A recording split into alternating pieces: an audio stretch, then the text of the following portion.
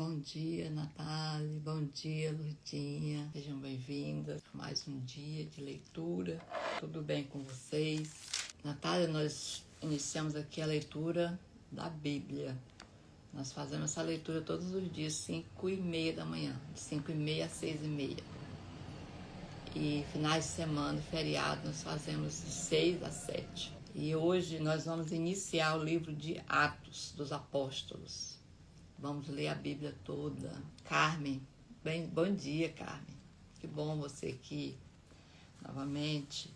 Hoje nós vamos iniciar o livro de Atos. Bom dia, Maria Mar. Para quem entrou aí pela primeira vez, só situando, né? Nós estamos lendo a Bíblia toda. Deixa eu só ligar bem aqui. Iniciamos pelo Novo Testamento. Nós já lemos Mateus, Marcos, Lucas, João e estamos iniciando hoje o livro de Atos. E vocês são bem-vindos à leitura. Vamos entregar essa leitura ao Senhor, pedir a Ele a revelação de sabedoria, para que Ele fale comigo e fale com você aí também.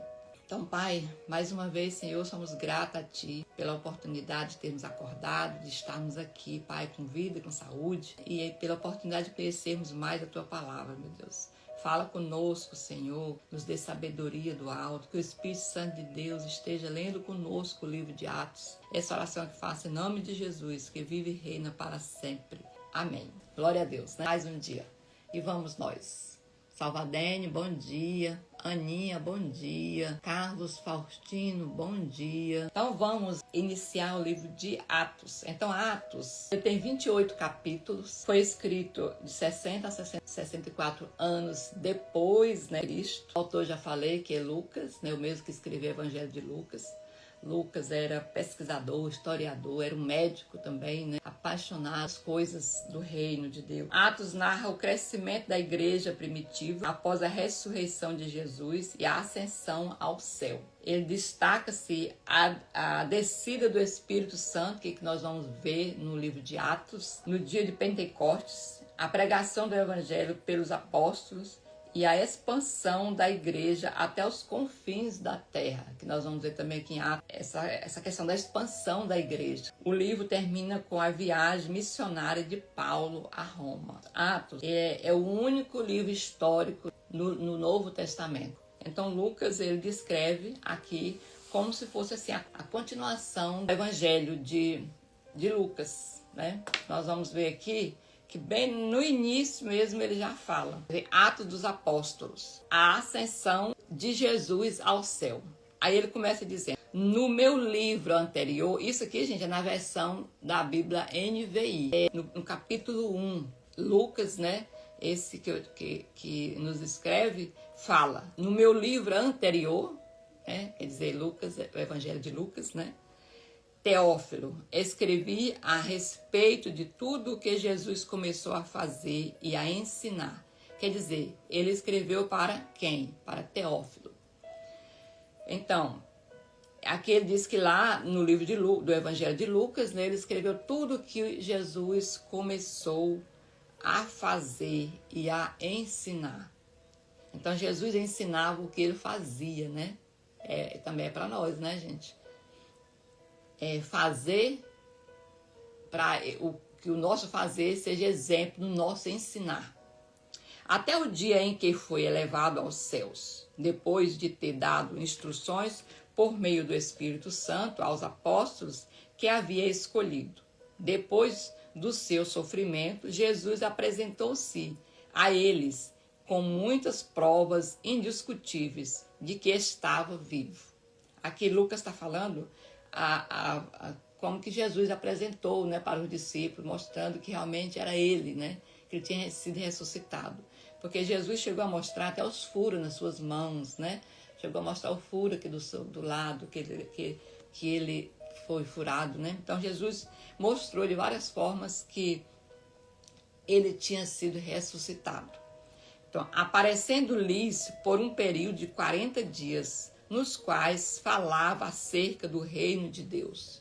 Então, ele aqui está mostrando, né, que Jesus, depois de ressuscitado, ainda apareceu 40 dias, né, para os discípulos. E durante esses 40 dias que ele apareceu aos discípulos, ele tinha uma vida praticamente normal, né? Ele comia com os discípulos, né?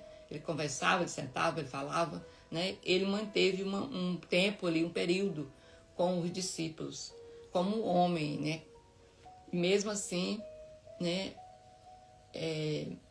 Tem pessoas que não acreditam, né?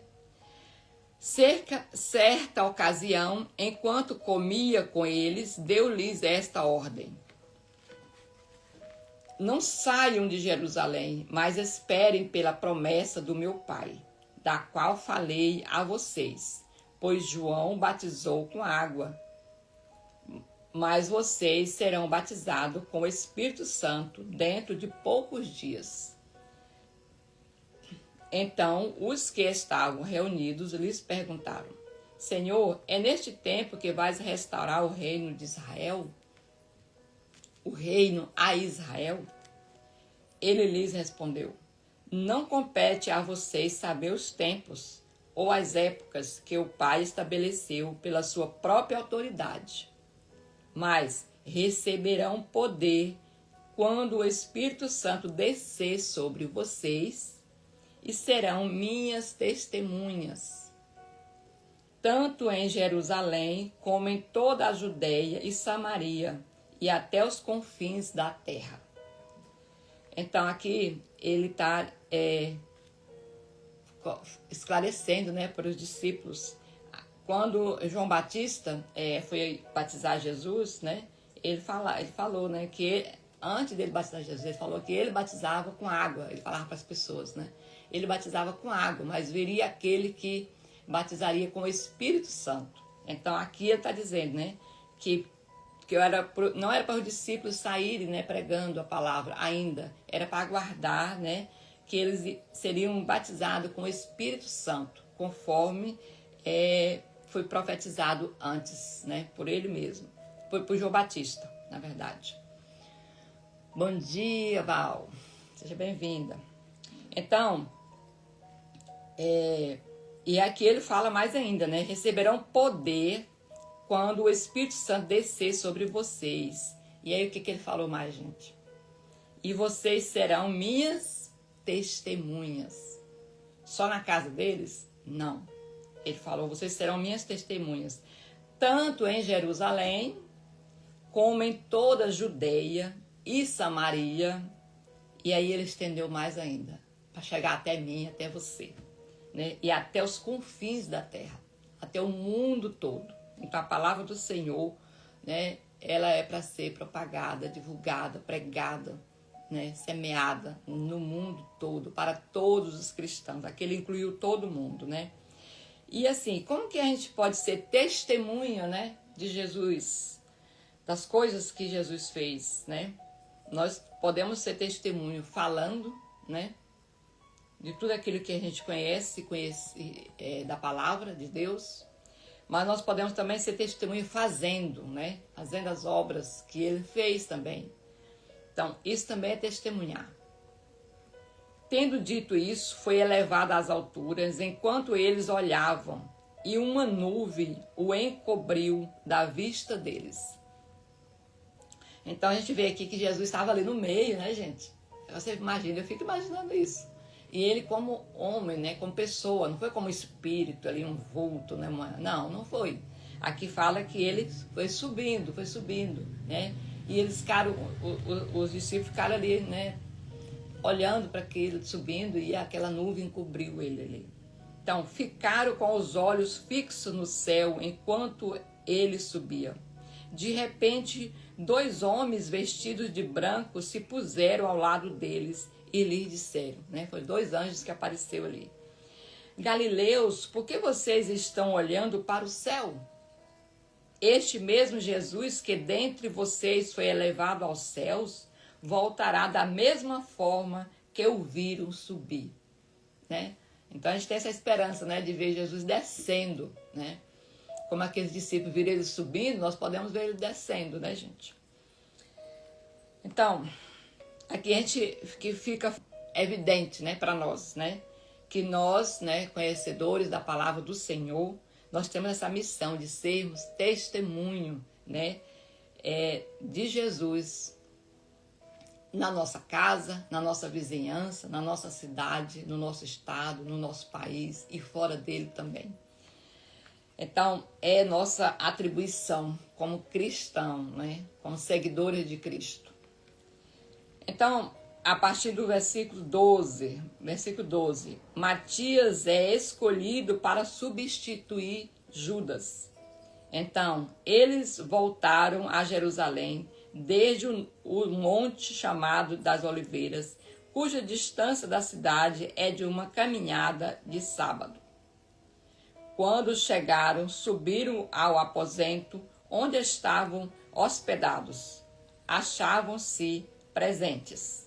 Aqui sim vai falar dos discípulos de Jesus, né? Pedro, João, Tiago e André, Filipe, Tomé, Bartolomeu e Mateus, Tiago, filho de Alfeu, Simão, o Zelote e Judas, filhos de Tiago. Então, aqui tem os 11, né? Os 11 discípulos, só faltou aqui o Judas, né? Iscariotes, que foi o traidor, né? Então, aqui eles deram a continuidade. Todos eles se dedicavam unânimes à oração. Eles estavam em unidade, né? Orando. Em oração com as mulheres, entre elas Maria, mãe de Jesus, e com os irmãos dele. Naqueles dias, Pedro levantou-se entre os irmãos, um grupo de cerca de 120 pessoas, e disse: Irmãos, era necessário que se cumprisse a Escritura, que o Espírito Santo Cadê, gente? Eu estou errando aqui. Irmãos, era necessário que se cumprisse a Escritura que o Espírito Santo predisse pela boca de Davi a respeito de Judas, que serviu de guia aos que prenderam Jesus. Ele foi contado como um dos nossos e teve participação neste ministério. Ora, com o pagamento que recebeu pelo seu pecado, Judas comprou um campo. Ali caiu de cabeça. Seu corpo partiu-se ao meio e as suas vísceras se derramaram. Todos em Jerusalém ficaram sabendo disso, de modo que, na língua deles, esse campo passou a chamar-se Acaldama, isto é, campo de sangue. Ele está falando aqui da morte, né, gente, de Judas. Porque, prosseguiu Pedro, está escrito no livro de Salmos. Essa passagem aqui que ele vai recitar está no livro de Salmos, no versículo 69, capítulo 69, versículo 25. Hoje, não é só hoje não, né, gente? Mestre Vira, eu estou aqui. Né? Fique deserto o lugar.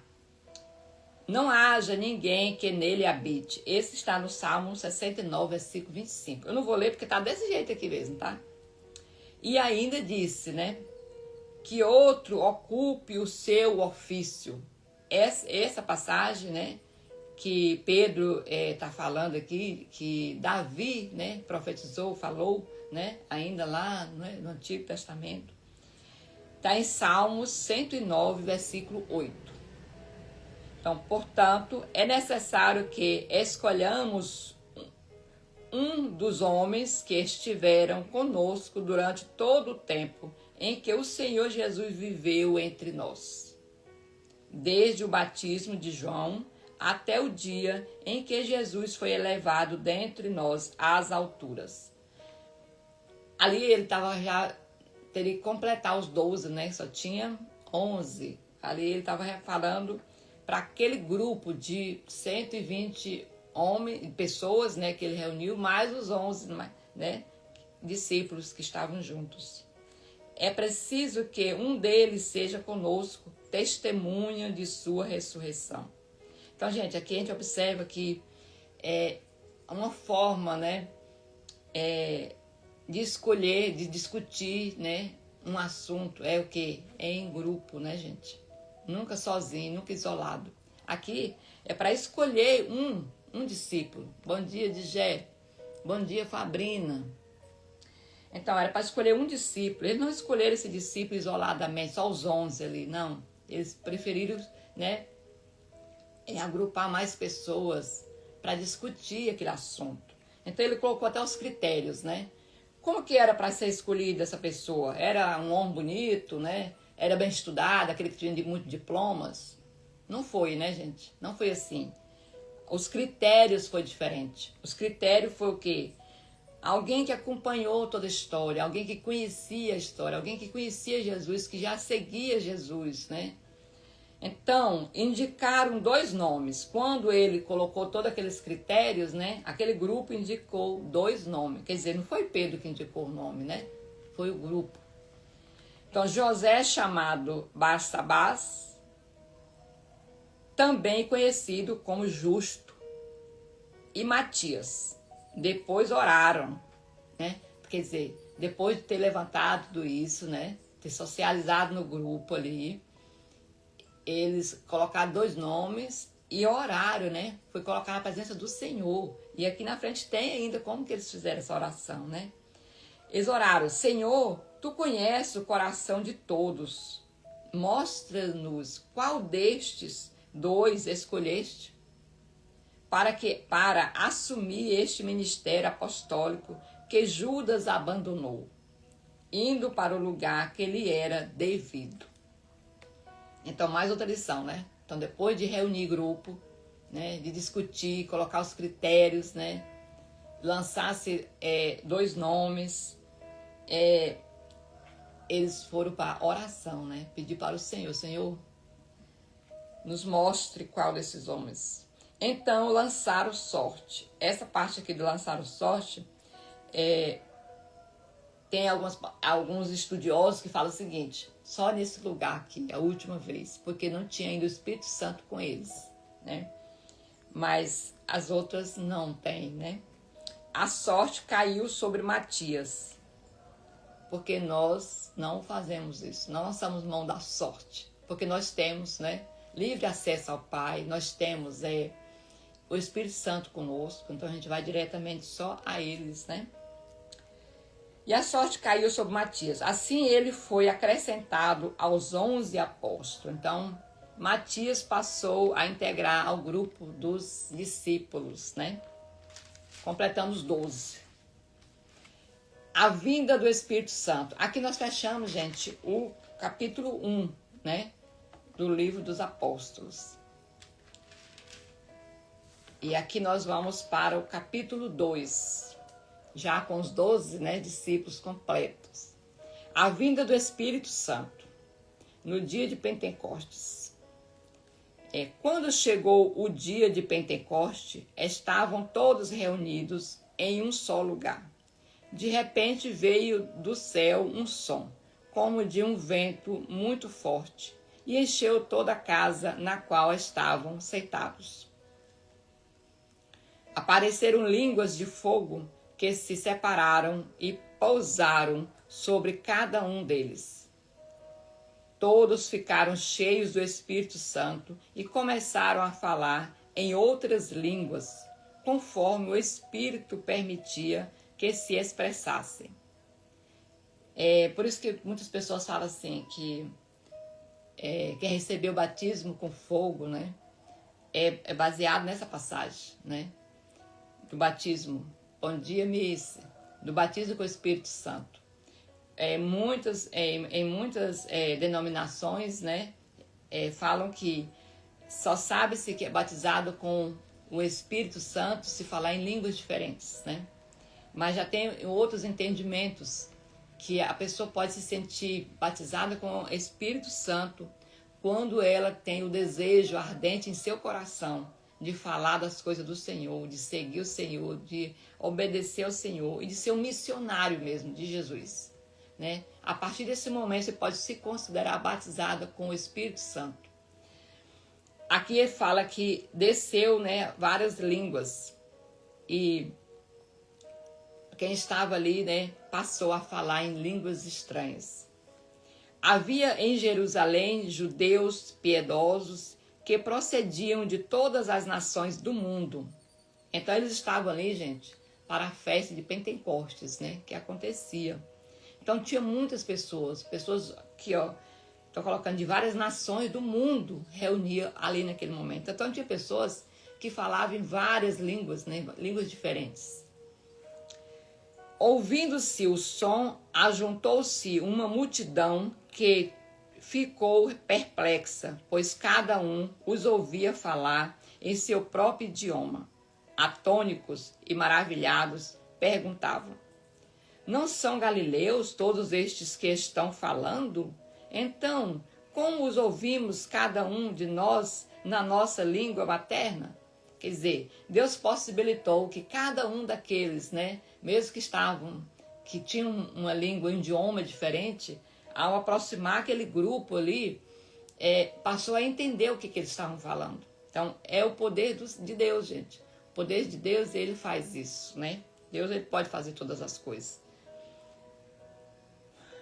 Partos, medos e alamitas, habitantes da Mesopotâmia, da Judéia e da Capadócia, do Ponto e da província da Ásia, da Frígia e da Panífila, do Egito e das partes da Líbia, próximas a Cirene, visitantes vindos de Roma, tanto judeus como convertidos ao judaísmo, cretenses e árabes. Nós os ouvimos declarar as maravilhas de Deus na nossa própria língua. Atônicos e perplexos, todos perguntavam uns aos outros. Deixa eu só voltar bem aqui um pouquinho. Aqui onde fala assim. Aqui nós vimos que de várias nações diferentes, né? Nós os ouvimos declarar as maravilhas de Deus na nossa própria língua. Então aqui a gente observa. Eu não vou entrar nessa questão do falar em línguas estranhas, né? Não vou entrar nessa discussão. Eu vou entrar em outra, né? Em uma outra discussão que o Senhor, pelo menos para mim, fica muito claro. Muito, muito mesmo. Eu entendo, né, que a falar em línguas seja realmente, né, do Espírito Santo, ser batizado em línguas, né, batizado no Espírito Santo, você pode sim ser manifestado conforme aqui como colocou, conforme o Espírito, né, permitia que se expressasse. Eu creio nisso. Mas aqui eu quero trazer para algo mais simples para nós, né, para o nosso meio aqui hoje. Muitas das vezes as pessoas falam, eu não falo em línguas, então eu não sou batizado do Espírito Santo, né? Mas quando que fala aqui na frente, ó, gente, que cada um, Deus nos permite, nós os ouvimos declarar as maravilhas de Deus em nossa própria língua. Então que Deus dá o poder quando a gente sente, né, que temos o Espírito Santo mesmo conosco, a gente sente esse desejo de falar da palavra do Senhor. O Senhor, ele nos capacita. Né? Ele nos capacita. Por exemplo, eu posso não ter conhecimento nenhum, nem ler a palavra, mas se você tiver o Espírito Santo de Deus, você está habilitada para falar para qualquer pessoa, né? De repente tem um grupo de advogados ali conversando, e você não tem estudo nenhum, e Deus te capacita para falar para aqueles advogados com uma língua que eles entendem, né? Então eu entendo que seja dessa forma também que a gente pode também levar, né, a palavra do Senhor. Que ser batizado no Espírito Santo deve ser um desejo ardente do coração de toda pessoa que crê em Cristo. Eu penso assim, né, que deve ser, a gente deve buscar isso, né? Devemos buscar isso, porque está aqui na palavra, gente. Eu creio que tudo que está aqui na palavra, no Novo Testamento, a partir de Jesus, né, é direito nosso e não é errado. Está aqui, então nós precisamos usufruir disso. Então, Deus nos dá essa capacidade da gente falar, sentar com a manicure tá ali arrumando nossa unha, né? E Deus nos dá a capacidade de a gente ter um linguajar acessível a ela, de forma que ela entende claramente, né? Isso depende muito do desejo ardente que está no nosso coração. Eu penso dessa forma. Existem essas duas formas, né? do falar em línguas estranhas, sim, né? E essa forma também de você falar para todas as pessoas, todas as classes, né? Como aqui estava, né? Todos eles entenderam na sua própria língua. Então nós podemos também entrar em qualquer lugar, né? E falar da palavra do Senhor, porque a partir do momento que você abre a boca para falar do Senhor, Ele vai trazer a capacitação, o linguajar certo para cada ambiente, né? Então, dito isso, vamos seguindo, né? A partir do versículo 12. Atônito e perplexo, todos perguntavam uns aos outros. Versículo 12. Que significa isto? Outros, contudo, zombavam e diziam: eles beberam vinho demais. Em outras versões falavam: eles estão bêbados, né? Então, mas Pedro, ele passou a explicar isso para as pessoas, né? Pedro, a partir do versículo 14, né? Versículo 14. Pedro se dirige à multidão, que tinha muita gente, né? Muitas pessoas, né? A notícia saiu, né? E aí as pessoas foram para ver aquilo. Então Pedro levantou-se com os 11 e em alta voz dirigiu à multidão: homens da Judeia e todos os que vivem em Jerusalém, deixe-me explicar isto. Isto que estava acontecendo ali, né, gente? Ouça com atenção. Estes homens não estão bêbados, como vocês supõem. Ainda são 9 horas da manhã. Ao contrário, isto é o que foi predito pelo profeta Joel. Pedro foi muito sábio, né? Aquelas pessoas que estavam ali, eles conheciam a palavra, né? Eles conheciam lá o Pentateuco, né? Eles conheciam a lei de Moisés. Então, Pedro lembrou, né, daquela passagem de Joel, que fala, né? Está lá em Joel 2, 28, tá? Capítulo 2, versículo 28, tá, gente? Eu não vou ler, mas eu anotei aqui para deixar como referência para vocês. Lá em Joel fala o seguinte, que é a passagem que Pedro falou ali na sua pregação, né? Nos últimos dias, diz Deus, derramarei do meu espírito sobre todas as pessoas. Os seus filhos e as suas filhas profetizarão.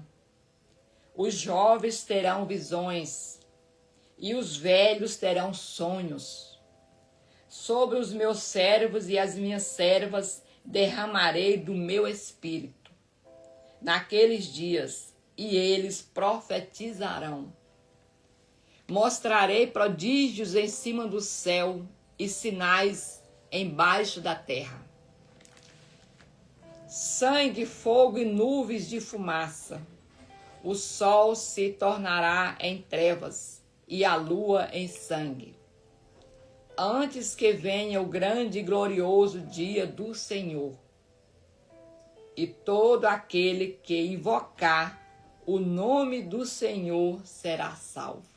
Então, Pedro está falando aqui para aquelas pessoas. Se vocês conhecem a palavra, se vocês conhecem a lei, né?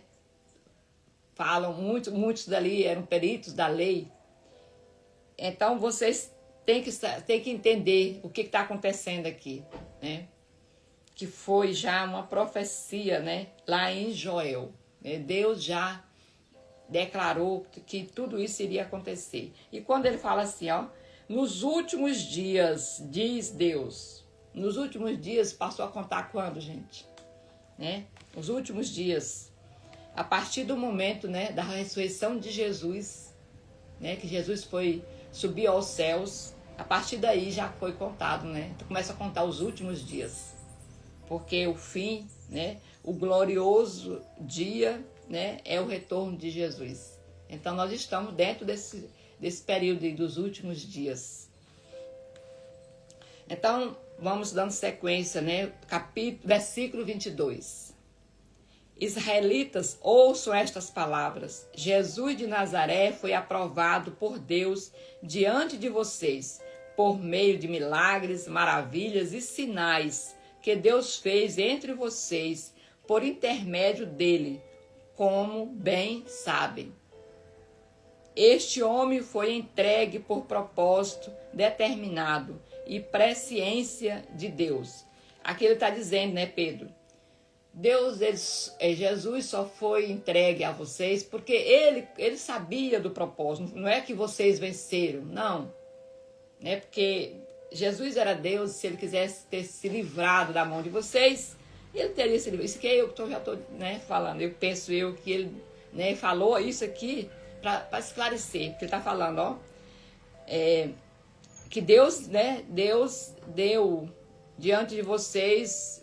Ó, israelitas, ouçam estas palavras. Jesus de Nazaré foi aprovado por Deus diante de vocês, por meio de milagres, maravilhas e sinais que Deus fez entre vocês por intermédio dele.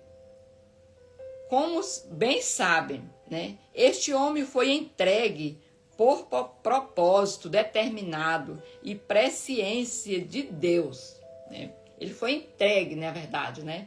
Não foi que eles venceram, não. Jesus concordou, né, em ser obediente a Deus. E vocês, com a ajuda de homens transgressores da lei, o mataram, pregando-o na cruz. No entanto, Deus o ressuscitou dentre os mortos, rompendo os laços da morte, porque era impossível que a morte o retivesse. A respeito dele, Davi disse. Então, a morte não tinha poder sobre Jesus, né? Mas, por obediência, né, a um propósito de Deus, tudo aquilo aconteceu, né? Então, aqui está falando que estivesse a respeito dele, Davi disse.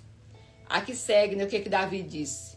Eu sempre via o Senhor diante de mim. Isso está lá em Salmos 16. Salmos 16.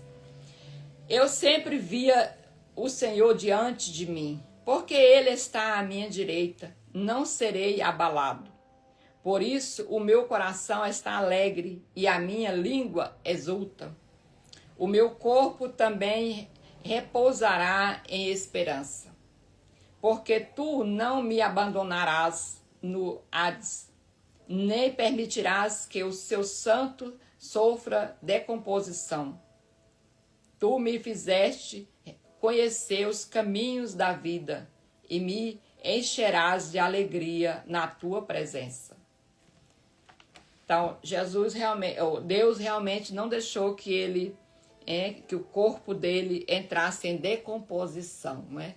Ele foi ressuscitado, né? Tirado ali do seio da terra, né? E ressuscitado.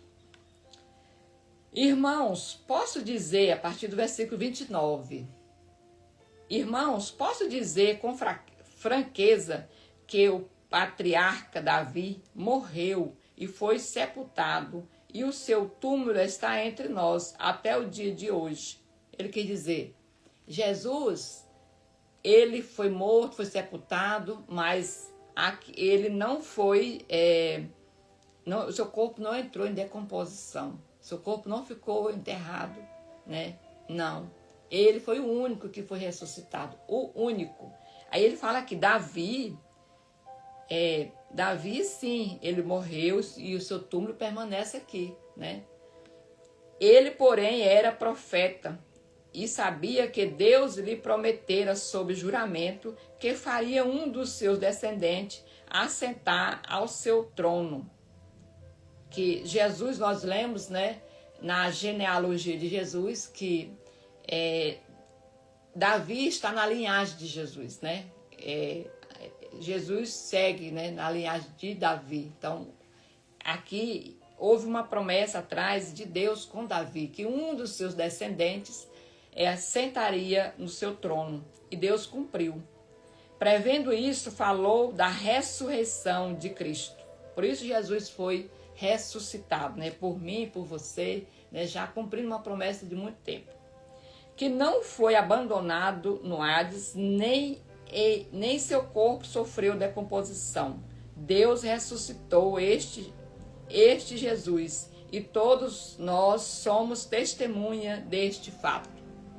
Exaltado há exaltado à direita de Deus, ele recebeu do Pai o Espírito Santo prometido e derramou o que vocês agora veem e ouvem. Então Pedro acabou ali, fez toda aquela explicação, né, situando aquele povo numa passagem que eles mesmos conheciam, né, que Pedro foi assim, muito sábio, creio, né, levantando aquela passagem, né, lá que eles conheciam, para eles entenderem, né, cair a ficha, lembrar, né, nossa, é verdade, então existe tudo isso, né, então Deus, ele recebeu do Pai o Espírito Santo prometido e derramou o que vocês agora veem e ouvem, que esses homens, essas pessoas estão falando, né, em línguas diferentes, é o Espírito Santo, não é vinho, é o Espírito Santo de Deus que está sobre esse povo. Pois Davi não subiu aos céus, mas ele mesmo declarou. Então aqui tem novamente a declaração de Davi, né?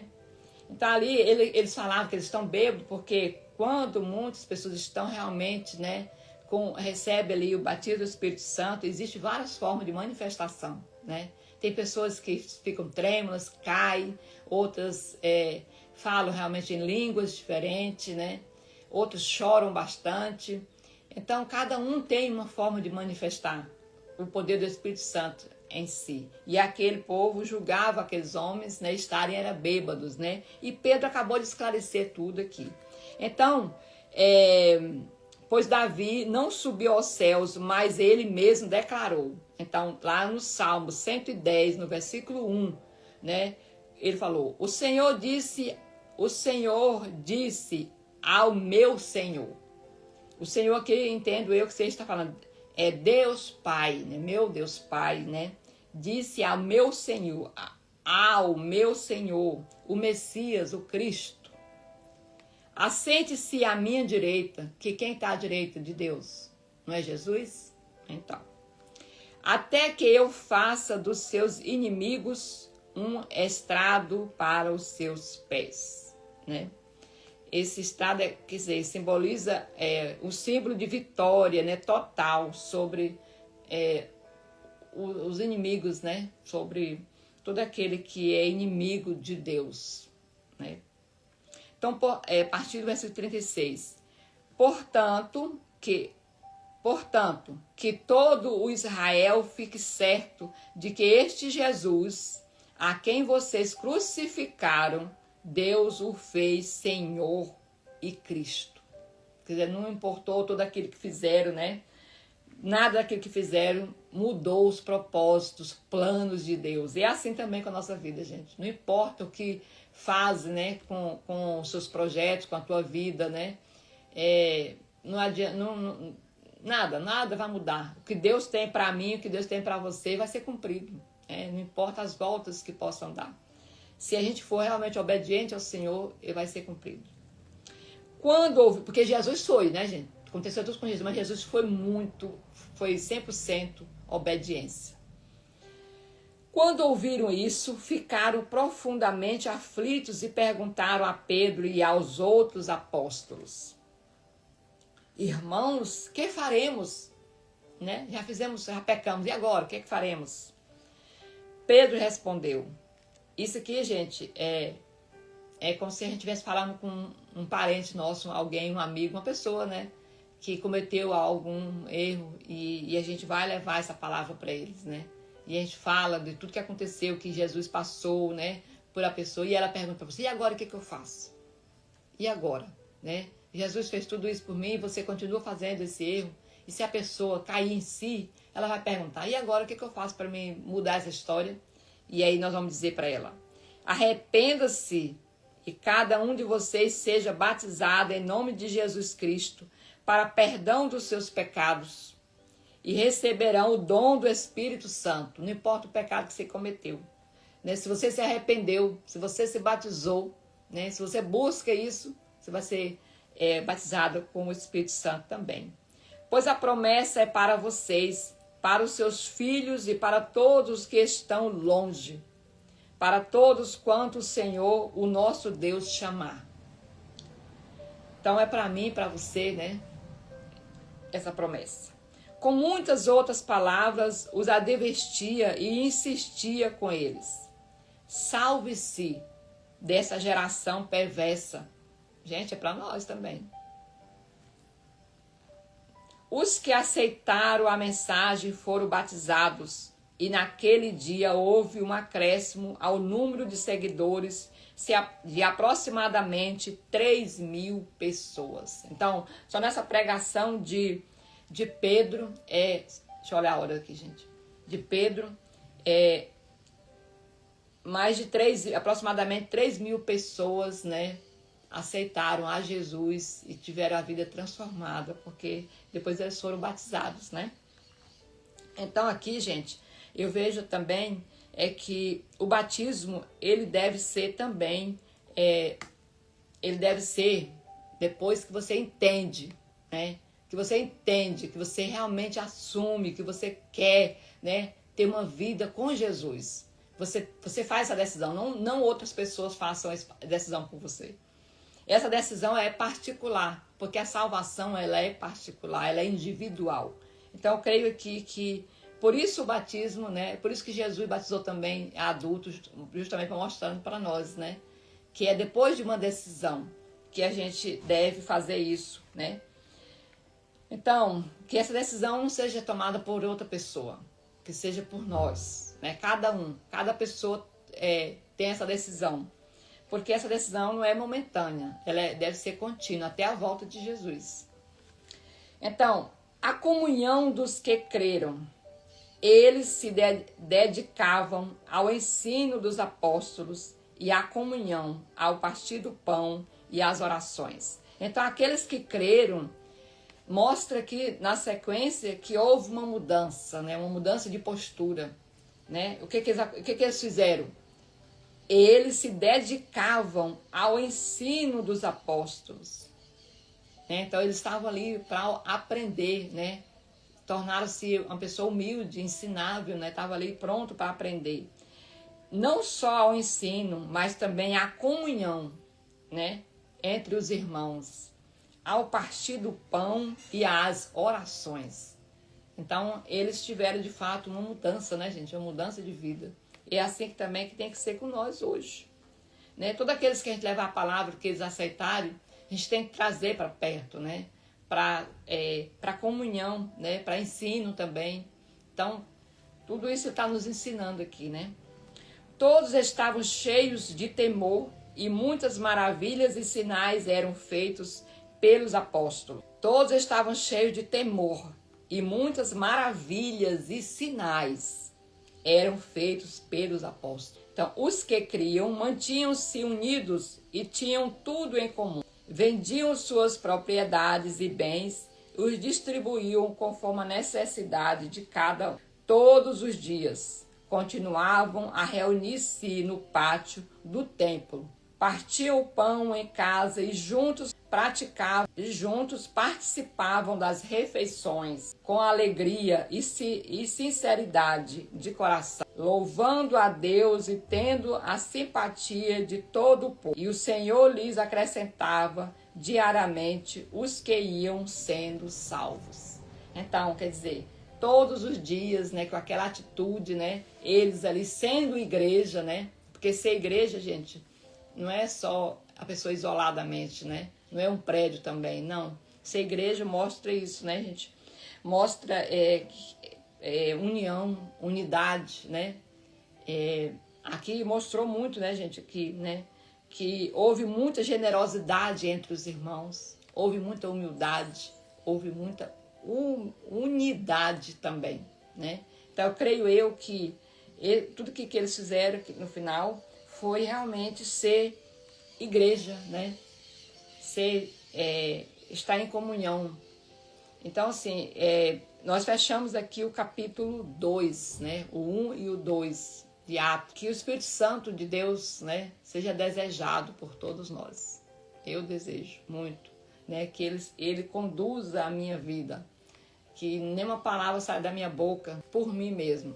Porque de mim mesmo não sai nada de bom. Que ele seja meu guia, ele seja o representante fiel de Jesus dentro de mim, Que Jesus está vivo dentro de mim por meio do Espírito Santo. Que seja também um desejo de cada um que está assistindo aqui, que vão assistir depois. Então vamos orar. Tudo bem por aí, gente? Pai Celestial, obrigado, Senhor, pela Tua palavra, por tudo aquilo que o Senhor falou conosco. Obrigado. Nos ensine, Senhor, a colocar em prática. Transforma o nosso coração, Senhor. E nos enche, Senhor, com o poder do Espírito Santo de Deus. Essa oração que fazemos em nome de Jesus, que vive e reina para sempre. Amém, amém. Amém, gente. Amém, amém. Que o Senhor abençoe e proteja a vida de todos. Tenhamos um dia abençoado, cheio da presença de Deus.